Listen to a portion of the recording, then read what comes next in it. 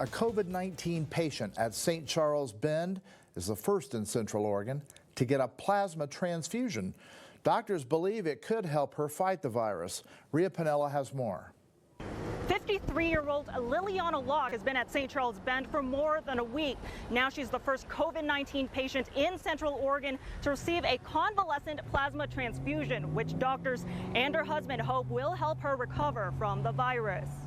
Locke's husband, Craigolin, says the virus hit his wife quickly soon after her diagnosis. Olin says it was their 19-year-old daughter who first contracted the virus, but he says her symptoms came and went within a few days. Olin says he quarantined himself in his room so he would not contract the virus. Olin says it was his wife who caught COVID-19 next after caring for their daughter. The thing about it is, it hit my house on all three levels, very light, and then like a medium, and then bam-o.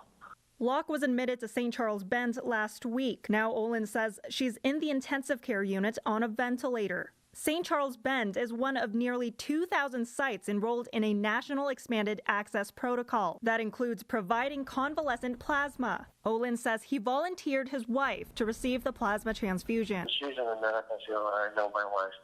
She would definitely want to try that.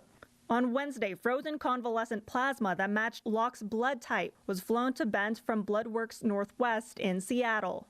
St. Charles Bend says she received the transfusion that same day. Convalescent plasma is considered an investigational new drug by the U.S. Food and Drug Administration.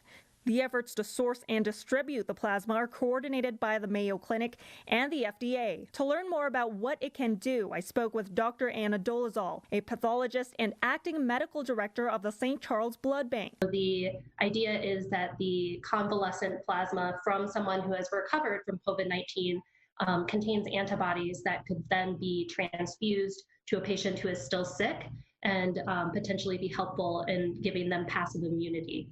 She says there's a great need for blood and plasma donations with so many people sick and not enough matches. We haven't had a ton of new infections, but certainly this is still in our community. And I think Miss Locke's family is a good example that it is still a very life-threatening and potentially fatal illness. Dr. Dolezal says she does not know how long it will take for Locke to recover. In order to donate, you must be at least 17 years old with proof you were diagnosed with COVID-19. You must also show no symptoms and be fully recovered from COVID-19.